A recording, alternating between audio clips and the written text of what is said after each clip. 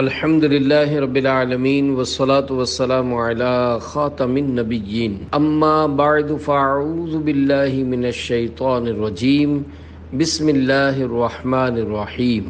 جانوروں کے بارے میں دلچسپ سوال جواب۔ یہ رسالہ امیر اہل سنت دامت برکاتہم العالیہ سے کیے گئے سوالات اور ان کے جوابات پر مشتمل ہے۔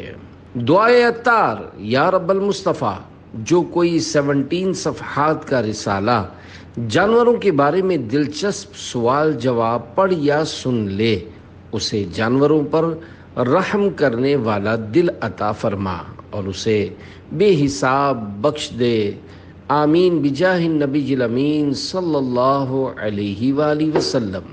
درود شریف کی فضیلت۔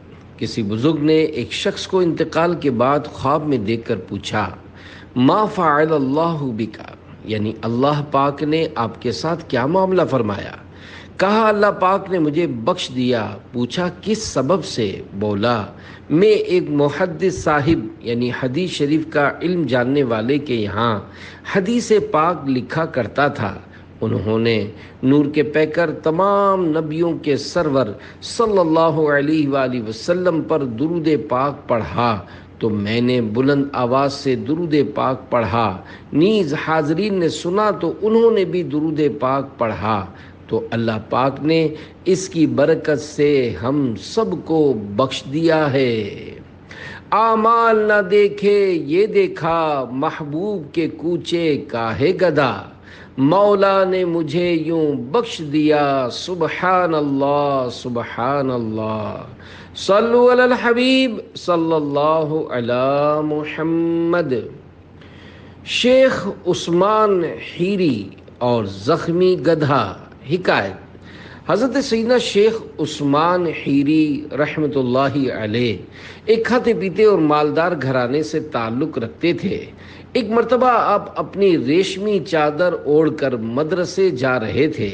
حالانکہ ریشمی چادر مرد استعمال نہیں کر سکتا، لیکن یہ آپ کی توبہ سے پہلے کا واقعہ ہے۔ راستے میں آپ کو ایک گدھا نظر آیا جس کی پیٹھ زخمی تھی اور کوے اس زخم پر چونچے مار رہے تھے۔ آپ کو بڑا رحم آیا اور آپ نے اپنی ریشمی چادر اتار کر گدھے کی پیٹھ کے زخمی حصے پر بچھا دی۔ یوں گدھے کو کووں سے نجات مل گئی۔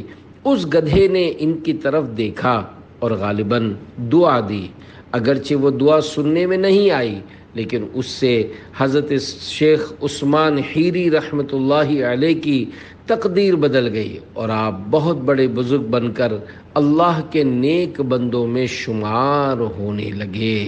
جانوروں کی مدد کرنے پر اجر۔ سوال، کیا جانور کی مدد کرنے پر اجر ملتا ہے؟ جواب، جی ہاں۔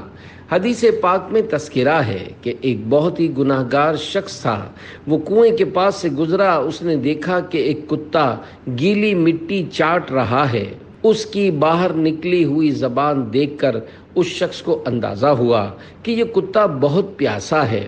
اس نے اپنا موزہ اتارا، موزے میں پانی بھر کر پانی نکالا اور اس کتے کو پلا دیا۔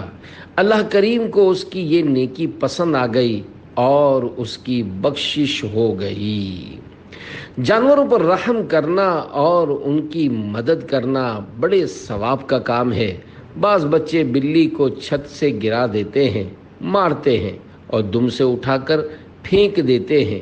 انہیں سمجھانا چاہیے، کیونکہ وہ ناسمجھی میں ایسا کرتے ہیں۔ جانور چاہے بلی ہو یا کتا ہو، اللہ پاک کی مخلوق ہے اور اسے بلا وجہ ایذا نہیں دینی چاہیے، کیونکہ یہ گناہ ہے۔ حکیم الامت مفتی احمد یار خان نعیمی رحمۃ اللہ علیہ نے لکھا ہے کہ مظلوم جانور اور مظلوم کافر کی بد دعا بھی مقبول ہے۔ اسلام نے ظلم کا رد کیا ہے۔ اسلام میں ظلم ہے ہی نہیں۔ ہمیں پیار محبت دینی ہے اور ظلم سے بچنا ہے۔ جانوروں پر رحم کھاتے ہوئے انہیں کھلانا پلانا چاہیے، کیونکہ حدیث پاک میں ہے کہ ہر تر جگر والی جان میں اجر ہے۔ ہم جانور کے ساتھ احسان و بھلائی کریں گے تو ثواب ملے گا۔ کیا بکریاں پالنا سنت ہے؟ سوال: کیا بکریاں پالنا سنت ہے؟ جواب: جی ہاں، سرکار مدینہ صلی اللہ علیہ وآلہ وسلم کی خدمت میں بکریاں حاضر رہتی تھیں، بلکہ مخصوص دودھ پلانے والی بکریاں بھی تھیں۔ روایت میں ہے کہ گھر میں بکری کا ہونا محتاجی کے 70 دروازے بند کر دیتا ہے، یعنی گھر میں بکری رکھنا اتنا مفید ہے۔ گھر سے مراد بیڈ روم یعنی سونے کا کمرہ تو ہو نہیں سکتا، اس سے مراد گھر کی وہ مناسب جگہ ہے جہاں بکری رکھی جا سکتی ہو۔ جانور بیچ کر میلاد کا لنگر کرنا کیسا؟ سوال: اگر کسی نے میلاد کے لنگر کے لیے جانور پالا ہو تو کیا وہ اس جانور کو بیچ کر آدھی رقم اس سال اور بقیہ آدھی رقم اگلے سال میلاد کے لنگر میں خرچ کر سکتا ہے؟ جواب: اگر اسی سال جانور قربان کرنے کی نیت تھی تو اسی سال کر لینا چاہیے، لیکن چونکہ ایسا کرنا اس پر واجب نہیں ہوا تھا، اس لیے اگر جانور بیچ کر آدھی رقم سے بھی میلاد کا لنگر کرتا ہے تب بھی صحیح ہے۔ اگر بالفرض ارادہ بدل دے اور لنگر ہی نہ کرے تب بھی گناہگار نہیں ہے، لیکن جب نیت کی ہے تو اس سے پیچھے نہیں ہٹنا چاہیے۔ کیا بھولنا بھی اللہ کی نعمت ہے؟ سوال: بھول اللہ کی نعمت ہے، ایسا کہنا کیسا؟ جواب: بہت سی صورتیں ایسی ہیں جن میں بھول جانا نعمت ہے، جیسے کسی نے ہمارے ساتھ بدسلوکی کی اور ہم بھول گئے تو یہ نعمت ہوئی، کیونکہ اگر بدسلوکی یاد رہ جاتی تو اس سے خار کھاتے رہتے، اس کی برائیاں کرتے رہتے اور اس سے انتقام لینے کی ٹوہ میں رہتے کہ جب موقع ملے گا نہیں چھوڑوں گا۔ بعض اوقات بچوں کو ڈانٹ ٹپٹ کرتے ہوئے نہ جانے کیا کیا بول دیتے ہیں اور بچے بھول جاتے ہیں۔ یہ بھولنا بھی نعمت ہے، ورنہ اگر بچہ نہ بھولے اور وہ بھی خار بازی کرے تو ماں باپ کو پورا کر دے۔ جانور کا حافظہ بھی بہت کمزور ہوتا ہے۔ جب بکرا بندھا ہوا تھا تو بکرے کو ڈنڈا مارا تھا، اگر وہ یاد رکھے اور بھولے نہیں تو جب یہ کھلے گا اور ڈنڈے کا بدلہ سینگ سے لے گا تو کیسا لگے گا؟ ایسی اور بھی صورتیں ہیں جن میں بندہ بھول جاتا ہے تو فائدہ ہوتا ہے۔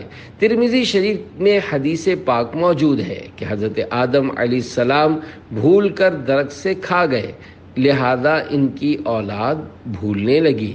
اس حدیث مبارک کی شرح میراث المناجیح میں کچھ اس طرح ہے، یعنی آدم علیہ السلام سے درخت کی تعین میں اجتہادی خطا ہوئی اور وہ سمجھے کہ رب نے خاص اس درخت کے پھل سے منع فرمایا ہے اور میں دوسرے درخت سے پھل کھا رہا ہوں، حالانکہ ممانعت جنس سے درخت سے تھی، یا وہ سمجھے کہ مجھے کھانے سے منع نہیں کیا گیا بلکہ قریب جانے سے منع کیا ہے۔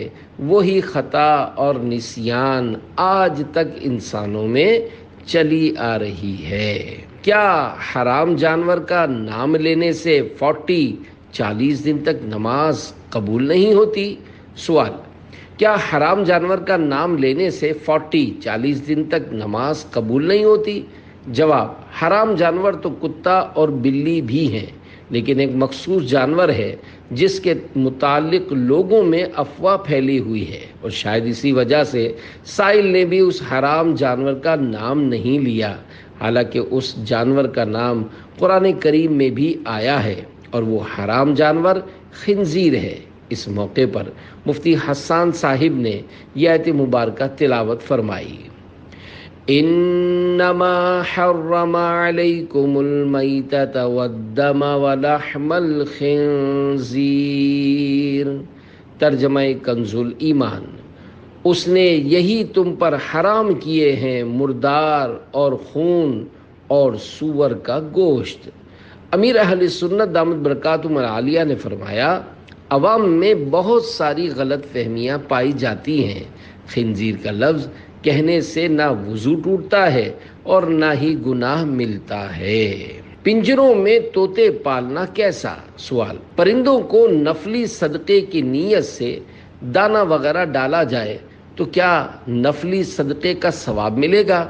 نیز اگر کسی نے پنجرے میں شوقیہ طوطے پالے ہوں لیکن ان کا خیال رکھتا ہو تو کیا اسے طوطے قید رکھنے کا گناہ ملے گا؟ جواب: پرندوں کو دانہ کھلانا ثواب کا کام ہے۔ اگر کسی نے طوطوں کو قید رکھا ہے لیکن ان کو بار بار دانہ پانی دیتا ہے اور کوئی تکلیف نہیں دیتا تو یہ بند رکھنا جائز ہے، لیکن اس میں بندے کو یہ سوچنا چاہیے کہ اگر کوئی مجھے بند کر دے تو کیسا لگے گا۔ ہمیں تو چھوٹا موٹا مکان کافی ہوتا ہے، لیکن پرندوں کے لیے بہت بڑی فضا چاہیے۔ جیسے چھوٹی مچھلیاں شو پیس کے طور پر لوگ رکھتے ہیں تو مجھے بڑا رحم آتا ہے، کیونکہ پانی کانچ کے شو پیس میں ہوتا ہے، جس کی وجہ سے ہو سکتا ہے کہ بعض اوقات تیرتے ہوئے مچھلیاں ٹکراتی ہوں اور زخمی ہو جاتی ہوں، یہ سمجھتی ہوں گی کہ راستہ ہے اور ٹکرا جاتی ہوں گی۔ میں ناجائز نہیں کہہ رہا، لیکن سمجھ یہی آتا ہے کہ ایسے شوق نہ پالے جائیں جن سے کسی جانور کو ہماری وجہ سے پریشانی کا سامنا ہو۔ بعض اوقات لوگ بڑا اچھا کام کرتے ہیں کہ چڑیا وغیرہ خرید کر آزاد کرتے ہیں، یہ اچھا کام ہے۔ گائے کا بچہ پیدا ہوتے ہی بیچ دینا کیسا؟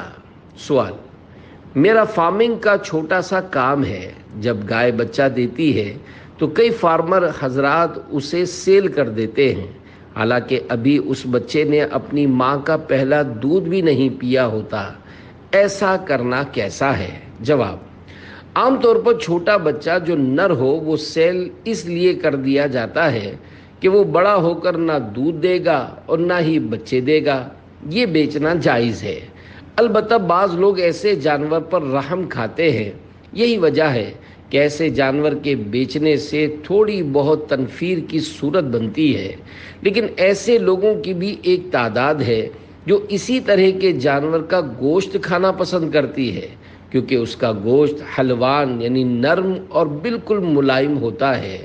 مجرمانہ ذہن کے بعض ہوٹل چلانے والے لوگ ایسے جانور کی چانپیں بنا کر بکرے کی جگہ اسے چلا دیتے ہیں، کیونکہ چانپ جب بھون لی جائے تو پتہ نہیں چلتا کہ بکرے کی ہے یا چھوٹے بچے کی ہے۔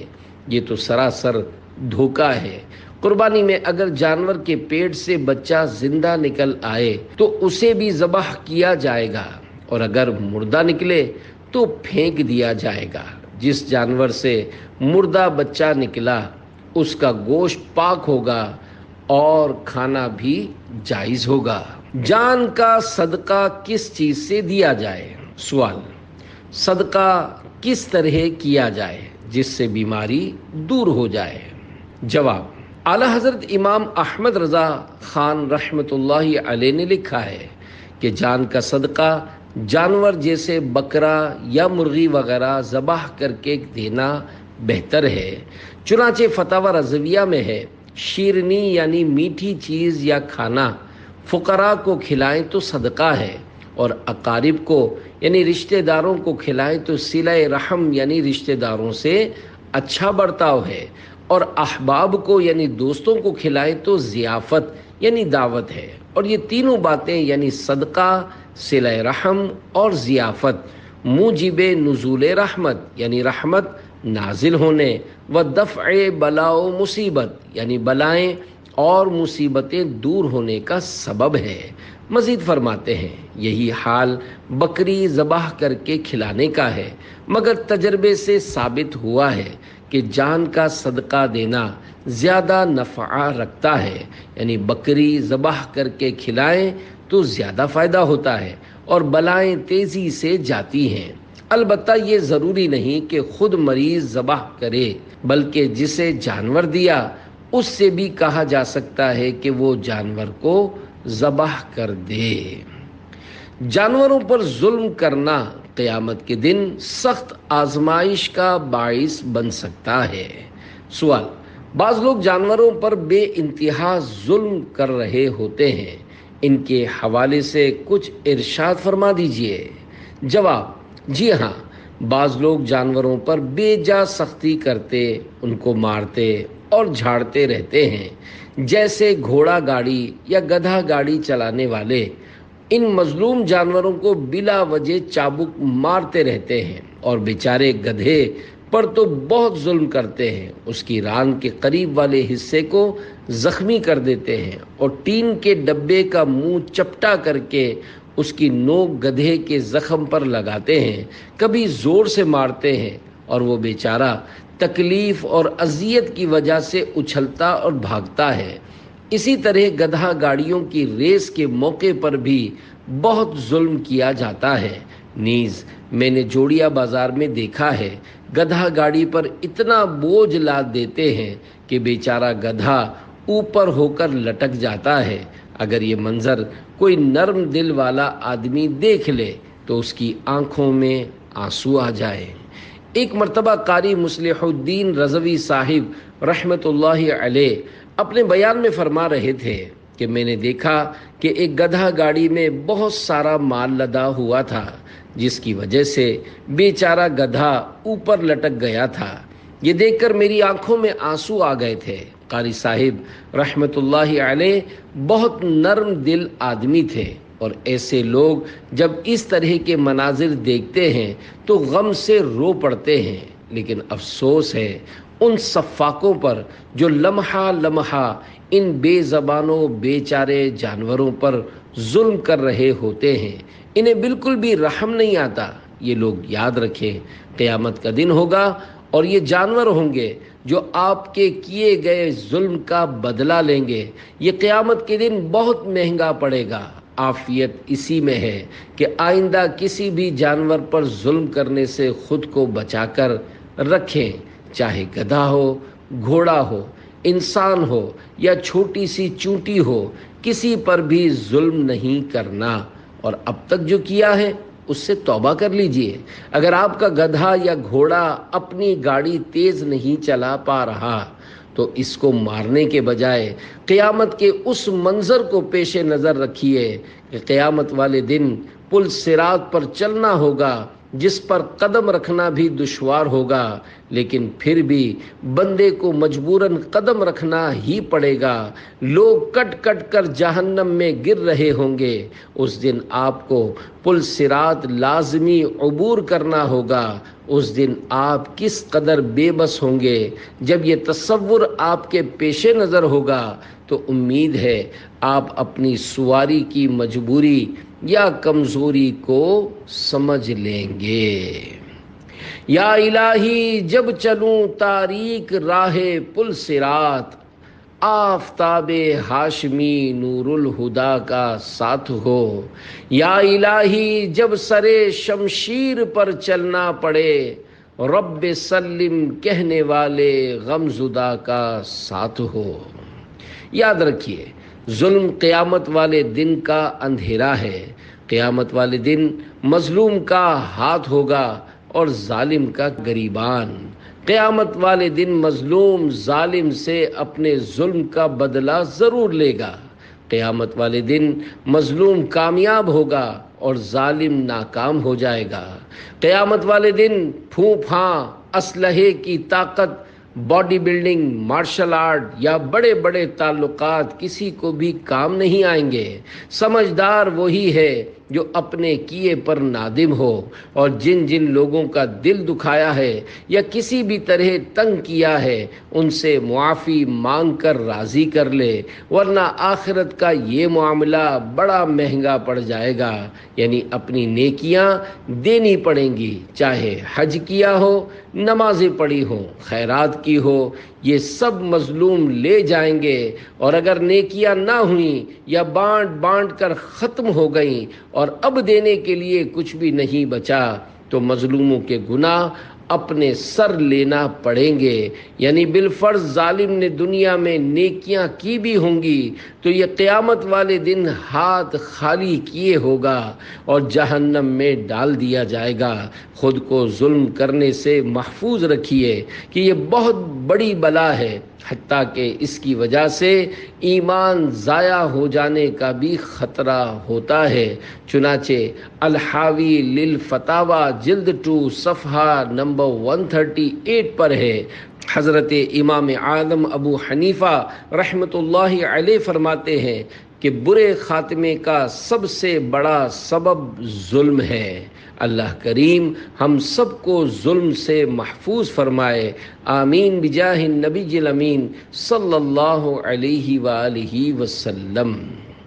کبوتر اور بلی کی دوستی۔ سوال، آپ دیکھ رہے ہیں کہ بلی سوئی ہوئی ہے اور کبوتر اس کو تنگ کر رہا ہے، کیا جانور بھی دوسرے جانور کو تنگ کرتے ہیں؟ جواب، اس ویڈیو میں بلی کبوتر کو نرمی سے پکڑ رہی ہے اور اسے کسی قسم کا نقصان نہیں پہنچا رہی، اس کو اپنے پنجوں سے دبوچا بھی ہے تو اتنے آرام سے کہ کبوتر کو کوئی ناخن نہ لگے اور کسی قسم کی تکلیف نہ ہو۔ اس کے لیے بلی نے اپنی انگلیاں موڑ لی ہیں اور کبوتر کو بھی معلوم ہے کہ یہ ہے تو مجھ سے کافی زیادہ طاقتور مگر حوصلے والی ہے، اسی لیے کبوتر بہت آرام سے اس کے پاس ہے۔ اس سے کافی کچھ سیکھنے کو ملا، مثلا کسی بھی سوتے ہوئے کو تنگ نہیں کرنا چاہیے کہ وہ اس سے پریشان ہوتا ہے۔ اگر کوئی سوتے ہوئے کو تنگ کرے تو سونے والا طاقتور ہونے کے باوجود درگزر سے کام لے۔ یہ بھی درس ملا کہ اگر ہم کو کوئی تنگ کرے یا گالی دے، جھاڑ جھپٹ کرے اور ہم بھی اس کو اسی طرح جھاڑ کر بھگائیں تو ہم اس جانور سے بھی برے ہوئے۔ انسانوں کو سمجھنا چاہیے کہ چھوٹی چھوٹی باتیں ہوتی رہتی ہیں، درگزر کرنا چاہیے۔ دین خیر خواہی کا نام ہے۔ سوال، ہم نے سنا ہے کہ اگر کوئی سینگ والی بکری کسی بے سینگ والی بکری کو مارے گی تو قیامت کے دن اسے اس کا بدلہ دیا جائے گا، تو اگر کوئی جانور کسی دوسرے جانور کے ساتھ بھلائی کرتا ہے جیسا کہ اس ویڈیو میں دکھایا گیا تو کیا اس کا کوئی اجر دیا جائے گا؟ جواب، بکری تو بکری ہے، اگر کوئی چونٹی بھی کسی دوسری چونٹی پر ظلم کرے گی تو اس سے بھی بدلہ لیا جائے گا۔ البتہ اگر کوئی جانور دوسرے جانور کے ساتھ بھلائی کرتا ہے تو اس کو اس کا اجر ملنے کے بارے میں کوئی روایت پڑھنا مجھے یاد نہیں ہے۔ جو ویڈیو دکھائی گئی ہے وہ اللہ کی قدرت کا کرشمہ ہے کہ ایک بطخ اپنے منہ کے ذریعے مچھلیوں کو دانہ کھلا رہی ہے، حالانکہ بطخ مچھلیوں کو کھاتی ہے اور پانی پر تیرتی بھی ہے۔ اس سے ہم انسانوں کو یہ درس ملتا ہے کہ آج ہم ایک دوسرے کے منہ سے نوالا چھین رہے ہیں، چوری ڈکیتی اور قتل و غارت گری کر رہے ہیں، جبکہ ایک بے زبان جانور دوسرے جانور پر اتنی شفقت کر رہا ہے کہ اپنے منہ سے اس کے منہ میں دانے ڈال رہا ہے۔ اس اعتبار سے انسان ایک جانور سے بھی گیا گزرا ہو گیا۔ ہمیں اللہ پاک کی نافرمانیوں سے بچنا چاہیے اور ایک دوسرے کے ساتھ ہمدردی کرنی چاہیے۔ حدیث پاک میں ہمیں خیر خواہی یعنی دوسرے کی بھلائی چاہنے کا درس دیا گیا ہے۔ الدین النصیحہ یعنی دین خیر خواہی کا نام ہے۔ دوسروں کا خیال رکھیے۔ سوال، حضور یہ دیکھیے ایک مرغی کا دھیان کر رہا ہے لیکن انسان دوسرے انسان کا خیال نہیں کرتا، لوگ مر رہے ہیں، ذرا لوگوں کو سمجھائیے۔ ایک منظر دکھایا گیا جس میں ایک مرغا بارش کے دوران مرغی کے اوپر اپنا پر پھیلا کر اسے بارش سے بچانے کی اپنی سی کوشش کر رہا تھا اور یہ سوال کیا گیا۔ جواب، کیا بات ہے، یہ واقعی انوکھا منظر ہے۔ اس سے ہمیں یہ سیکھنے کو ملتا ہے کہ جب جانور ایک دوسرے کے ساتھ ہمدردی کرتے ہیں تو ہم انسانوں کو تو ایک دوسرے کے ساتھ زیادہ ہمدردی کرنی چاہیے، لیکن افسوس انسانوں کی ایک تعداد ایسا نہیں کرتی، خود محفوظ ہیں تو بس سب ٹھیک ہے۔ حضرت سری سقطی رحمت اللہ علیہ کی بازار میں دکان تھی، ایک دفعہ اس بازار میں آگ لگ گئی، پورا بازار جل گیا، لیکن آپ رحمت اللہ علیہ کی دکان بچ گئی۔ جب آپ کو اس بات کی خبر دی گئی تو بے ساختہ آپ کے منہ سے نکلا الحمدللہ، مگر فوراً ہی اپنے نفس کو ملامت کرتے ہوئے ارشاد فرمایا، فقط اپنا مال بچ جانے پر میں نے کیسے الحمدللہ کہہ دیا۔ لہذا آپ نے تجارت کو خیر باد کہہ دیا اور الحمدللہ کہنے پر توبہ و معافی کی خاطر عمر بھر کے لیے دکان چھوڑ دی۔ کیا شان ہے ہمارے بزرگوں کی! یہ تھا ان کا ذہن کہ خود نقصان سے بچ کر خوش نہیں ہونا بلکہ دوسروں کے نقصان کا بھی خیال رکھنا ہے۔ سیلاب آیا ہوا ہے، دوسروں کا مال ڈوب رہا ہے اور ہم اپنے سامان کے ساتھ بچ کر نکل جائیں؟ نہیں، ایسا نہیں کرنا۔ اگر کوئی وائرس آیا ہوا ہے اور میں اس وائرس سے بچ گیا ہوں تو مجھے اس وائرس کے شکار لوگوں سے ہمدردی اور خیر خواہی کرنی ہے۔ ایسا نہیں ہے کہ کوئی مسلمان دوسرے کی غم خواری نہیں کر رہا۔ الحمدللہ ایک تعداد ہے جو غم خواری کر رہی ہے۔ اللہ کریم ہم کو بھی غم خواری کرنے والوں میں شامل فرمائے۔ کھال پھلا لینے والی مچھلی کھانا کیسا؟ سوال: جو مچھلی اپنی کھال پھلا لیتی ہے کیا اسے کھانا حلال ہے؟ مچھلی کی ویڈیو دکھا کر سوال کیا گیا جس میں ایک آدمی مچھلی پکڑ کر اس کو کھجا رہا ہے جس سے مچھلی کی کھال پھولتی جا رہی ہے۔ جواب: یہ مچھلی ہی ہے اور جب مچھلی ہے تو اس کا کھانا بھی حلال ہے۔ ہو سکتا ہے جب اس پر کوئی دشمن حملہ آور ہوتا ہو تو یہ اس طرح پھول کر خود کو بچاتی ہو تاکہ وہ اس کو اپنے منہ میں نہ لے سکے۔ اس ویڈیو میں ایک شخص اس کو ہاتھ سے رگڑ رہا ہے جس سے شاید مچھلی پر گھبراہٹ طاری ہو رہی ہے اور اس نے خود کو پھلا لیا ہے۔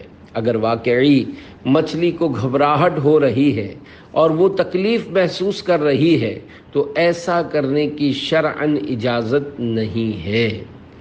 یہ شخص توبہ کرے۔ یاد رکھیے، کسی بھی جانور بلکہ کسی کیڑے کو بھی بلا وجہ تکلیف دینا جائز نہیں ہے۔ چھوٹے بچے کیڑے مکوڑوں کو کچل رہے ہوتے ہیں یا بلی کو اس کی پونچھ سے اٹھاتے ہیں اور گھما کر پھینک دیتے ہیں۔ انہیں ایسا نہیں کرنا چاہیے۔ بڑوں کو چاہیے کہ وہ بچوں کو ایسا نہ کرنے دیں۔ جو جانور ایذا نہیں دیتے انہیں بلا وجہ نہیں مارنا چاہیے، اور جو جانور ایذا دیتے ہیں انہیں مارنے کی اجازت ہے، جیسے مچھر وغیرہ۔ البتہ انہیں بھی ماریں تو آسان سے آسان موت ماریں تاکہ کم سے کم تکلیف ہو۔ کچل کر یا تھوڑی تھوڑی تکلیف دے کر مارنے کی اجازت نہیں ہے۔ حضرت امام ابن حجر ہیتمی رحمۃ اللہ علیہ فرماتے ہیں، انسان نے ناحق کسی چوپائے کو مارا یا اسے بھوکا پیاسا رکھا یا اس سے طاقت سے زیادہ کام لیا تو قیامت کے دن اس سے اسی کی مثل بدلہ لیا جائے گا جو اس نے جانور پر ظلم کیا یا اسے بھوکا رکھا۔ اس پر درج ذیل حدیث پاک دلالت کرتی ہے۔ چنانچہ رحمت عالم صلی اللہ علیہ وآلہ وسلم نے جہنم میں ایک عورت کو اس حال میں دیکھا کہ وہ لٹکی ہوئی ہے اور ایک بلی اس کے چہرے اور سینے کو نوچ رہی ہے اور اسے ویسے ہی عذاب دے رہی ہے جیسے اس عورت نے دنیا میں قید کر کے اور بھوکا رکھ کر اسے تکلیف دی تھی۔ اس روایت کا حکم تمام جانوروں کے حق میں عام ہے اور بار شریعت جلد 3 صفحہ 660 پر ہے، جانور پر ظلم کرنا ذمی کافر پر، اب دنیا میں سب کافر حربی ہیں، ظلم کرنے سے زیادہ برا ہے، اور ذمی پر ظلم کرنا مسلم پر ظلم کرنے سے بھی برا ہے، کیونکہ جانور کا کوئی معین و مددگار اللہ پاک کے سوا نہیں۔ اس غریب کو اس ظلم سے کون بچائے؟ جانوروں کی آپس میں دوستیاں۔ سوال: اگر جانور پر ظلم کرے تو بروز قیامت اس سے ظلم کا بدلہ لیا جائے گا۔ بھینس کے اوپر عام طور پر سواری نہیں کی جاتی، جیسا کہ ویڈیو میں دیکھا جا رہا ہے کہ بکری بھینس کے اوپر چڑھ کر پتے کھا رہی ہے، تو کیا بکری کا اس طرح بھینس کے اوپر چڑھنا ظلم ہے اور اس کا بدلہ لیا جائے گا؟ جواب: اس ویڈیو میں بھینس جس طرح سر جھکائے اور کمر سیدھی کیے کھڑی ہے، اسے دیکھ کر یہ نہیں لگتا کہ اس پر ظلم ہو رہا ہے، بلکہ یوں لگتا ہے کہ بھینس نے بکری کے ساتھ تعاون کیا ہے کہ میری کمر پر چڑھ کر درخت سے پتے کھا لو۔ اگر اس پر ظلم ہو رہا ہوتا تو یہ اچھل کود کرتی، اور بکری کا بھینس سے کیا مقابلہ ہوگا، وہ تو بہت جاندار ہوتی ہے۔ بعض اوقات جانوروں کی آپس میں دوستیاں ہو جاتی ہیں جس کی ہمیں سمجھ نہیں پڑتی، اور وہ یوں ایک دوسرے کے ساتھ تعاون بھی کرتے ہیں۔ اللہ پاک کا ذکر کرنے والا جانور۔ سوال: سنا ہے مینڈک کے ذریعے فرعونیوں کو عذاب دیا گیا تھا، تو کیا اس سے پہلے مینڈک روئے زمین پر موجود نہیں تھے؟ جواب: جب فرعونیوں کو عذاب دیا گیا تھا تو مینڈک ہی مینڈک ہو گئے تھے، حتیٰ کہ کھانے پینے اور بیٹھنے کی جگہوں پر بھی مینڈک آ جاتے تھے، جس کی وجہ سے یہ لوگ تنگ آ گئے تھے۔ حضرت انس رضی اللہ عنہ سے روایت ہے کہ مینڈکوں کو قتل مت کرو، کیونکہ جب یہ اس آگ کے پاس سے گزرے جس میں حضرت ابراہیم خلیل اللہ علیہ السلام کو ڈالا گیا تھا، تو انہوں نے اپنے منہ میں پانی بھر کر اس پر چھڑکا تھا۔ مینڈک کے بارے میں یہ بھی ہے کہ یہ کثرت سے ذکر کرتا ہے، اس کو مت مارو۔ بارش کا پانی جمع ہوتا ہے تو مینڈک خود بخود پیدا ہو جاتے ہیں، اس لیے ایک کہاوت بھی ہے، برساتی مینڈک۔ یاد رہے، مینڈک کھانا حرام ہے۔ کتوں کی لڑائی کروانا کیسا؟ سوال: کتوں کی لڑائی کروانا کیسا ہے؟ جواب: کتے لڑانا ناجائز ہے۔ جو لوگ کتے لڑاتے ہیں وہ اس سے توبہ کریں۔ یا رسول اللہ، آپ پر جان قربان کے 22 حروف کی نسبت سے قربانی کی کھالیں جمع کرنے والے کے لیے 22 نیتیں اور احتیاطیں۔ 2 فرامین مصطفیٰ صلی اللہ علیہ وآلہ وسلم۔ نمبر 1، مسلمان کی نیت اس کے عمل سے بہتر ہے۔ نمبر 2، اچھی نیت بندے کو جنت میں داخل کر دیتی ہے۔ 2 مدنی پھول۔ نمبر 1، بغیر اچھی نیت کے کسی بھی عمل خیر کا ثواب نہیں ملتا۔ نمبر 2، جتنی اچھی نیتیں زیادہ اتنا ثواب بھی زیادہ۔ نمبر 1، رضا الہی کے لیے اچھی نیتیں کرتا ہوں۔ نمبر 2، ہر حال میں شریعت و سنت کا دامن تھامے رہوں گا۔ نمبر 3، قربانی کی کھالوں کے لیے بھاگ دوڑ کے ذریعے دعوت اسلامی کے ساتھ تعاون کروں گا۔ نمبر 4، کوئی لاکھ بدسلوکی کرے مگر اظہار غصہ۔ اور نمبر 5، بد اخلاقی سے پرہیز کر کے دعوت اسلامی کی ناموس و عزت کی حفاظت کروں گا۔ نمبر 6، قربانی کی کھالوں کے سبب لاکھ مصروفیت ہوئی، بلا عذر شرعی کسی بھی نماز کی جماعت تو کیا تکبیر اولیٰ بھی ترک نہیں کروں گا۔ نمبر 7، پاک لباس مع امامہ شریف اور تہبند شاپر وغیرہ میں ڈال کر نمازوں کے لیے ساتھ رکھوں گا، حسب ضرورت بستے وغیرہ پر بھی رکھ سکتے ہیں۔ اس کی خاص تاکید ہے کیونکہ ذبح کے وقت نکلا ہوا خون نجاست غلیظہ اور پیشاب کی طرح ناپاک ہے، اور کھالیں جمع کرنے والے کا اپنے کپڑے پاک رکھنا انتہائی دشوار ہے۔ بحر شریعت جلد اول صفحہ 389 پر ہے۔ نجاست غلیظہ کا حکم یہ ہے کہ اگر کپڑے یا بدن میں 1 درہم سے زیادہ لگ جائے تو اس کا پاک کرنا فرض ہے۔ بے پاک کیے نماز پڑھ لی تو ہوگی ہی نہیں، اور قصدن پڑھی تو گناہ بھی ہوا، اور اگر بنیت استخفاف یعنی اس حکم شریعت کو ہلکا جان کر ہے تو کفر ہوا، اور اگر درہم کے برابر ہے تو پاک کرنا واجب ہے کہ بے پاک کیے نماز پڑھی تو مکروہ تحریمی ہوئی، یعنی ایسی نماز کا اعادہ واجب ہوا، اور قصدن پڑھی تو گناہگار بھی ہوا، اور اگر درہم سے کم ہے تو پاک کرنا سنت ہے کہ بے پاک کیے نماز ہو گئی مگر خلاف سنت ہوئی، اور اس کا اعادہ بہتر ہے۔ نمبر 8، مسجد، گھر، مکتب اور مدرسے وغیرہ کی دریوں، چٹائیوں، کارپیٹ اور دیگر چیزیں خون آلود ہونے سے بچاؤں گا۔ وضو خانے کے گیلے فرش یا پائیدان وغیرہ پر بھی خون آلود پاؤں سمیت جانے سے بچنے اور وضو کرتے ہوئے خوب احتیاط کرنے کی ضرورت ہے، ورنہ نجاست کی آلودگی اور ناپاک پانی کے چھینٹوں سے اپنے ساتھ دوسروں کو بھی ناپاک کر ڈالنے کا احتمال رہے گا۔ نمبر 9، خون آلود بدبودار کپڑوں سمیت مسجد میں نہیں جاؤں گا۔ بدبو نہ بھی آتی ہو تب بھی ناپاک بدن یا کپڑا یا چیز مسجد میں لے جانا منع ہے۔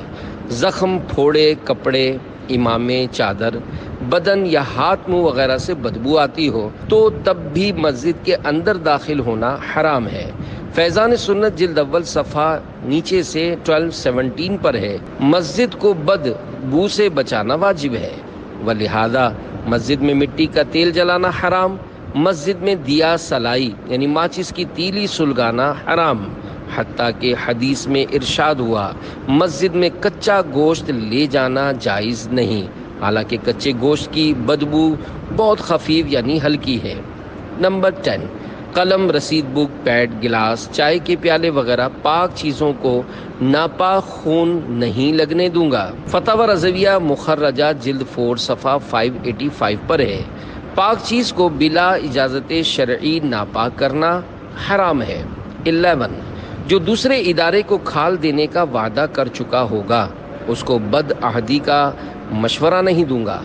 آسان طریقہ یہ ہے کہ اچھی اچھی نیتوں کے ساتھ آپ سارا ہی سال متوجہ رہیے اور خود ہی پہل کر کے کھال بک کروا کر رکھیے۔